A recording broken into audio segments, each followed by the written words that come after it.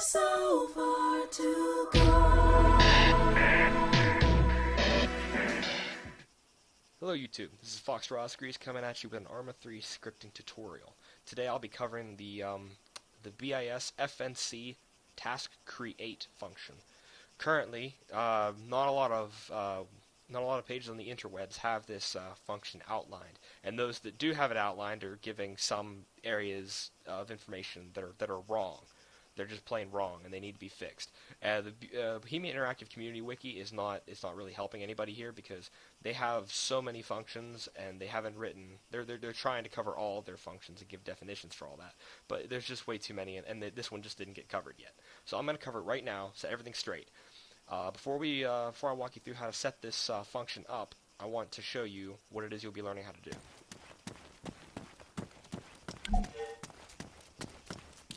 Now we have our main objective and a side objective. You can see them organized as such here. Get the little marker there. I'll put an explosive charge here if I can find it. Okay. Assign ourselves the move to Overwatch objective. It's right over there. Get a little hustle on. And we've completed our side objective without completing the main objective. And now we complete the main objective. Simple stuff, people. Simple stuff. So now I'm going to take you over to ArmA Edit. In here, I've set up two tasks. This is the master task, and this is the subtask. I'm going to show you how to do this with scripts. Now you can do this in a module, in-game, in the editor, in a module. You can do that, but I find with constantly updating objectives, I find it's a lot easier to do it within scripts. So if you have a mission that you're constantly changing objectives are constantly being added, canceled, whatever, I would highly recommend doing this in a script.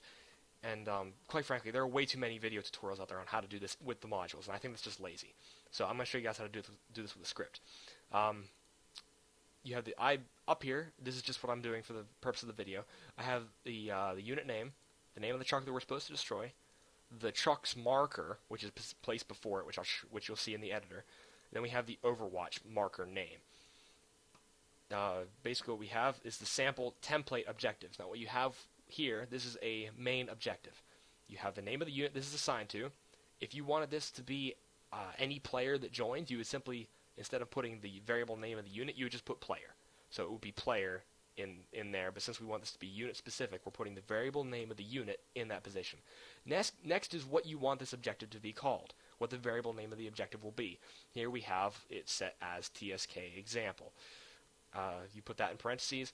Next we have an array. Now the array will contain three things: the description, which is the description of the objective, the title, which is going to be the title of the objective, and then the marker title. The marker title is different than what I've been seeing online. What people will say online is this right here, this little parameter in this array is the marker name, the variable name of the marker. That is not true.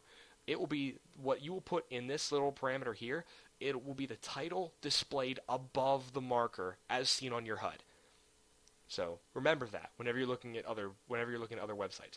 This will be the object that's associated with the objective. If you have an object, put the variable name here. But if you want it to be a marker, like I like it to be a marker, you would simply put this in parentheses, marker position, and then in quotations the name of the marker, the variable name of the marker. That's where the variable name goes.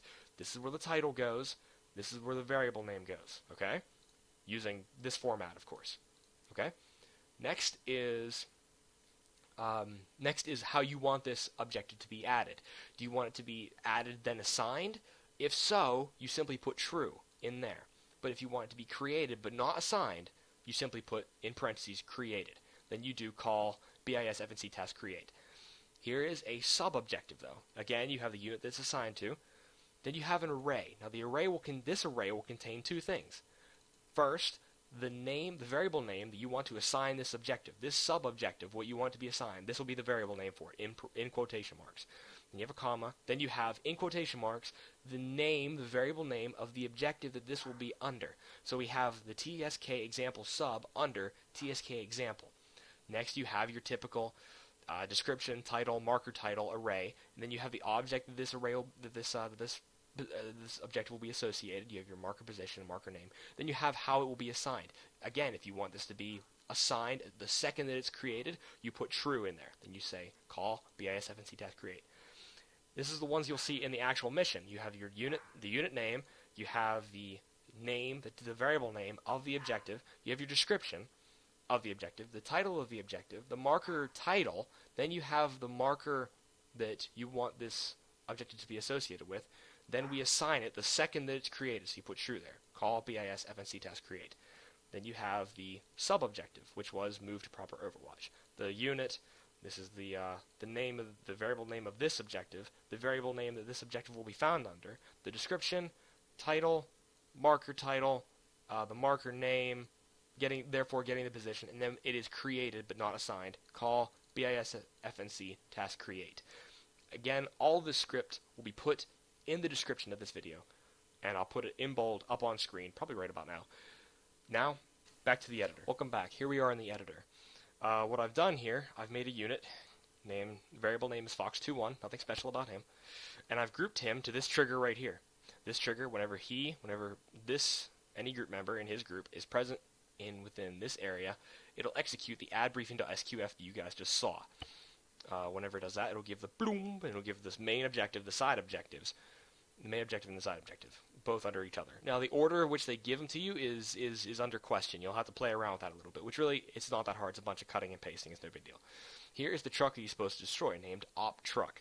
Now, within the last one, I showed you the code to set. I've also set a marker in front of them.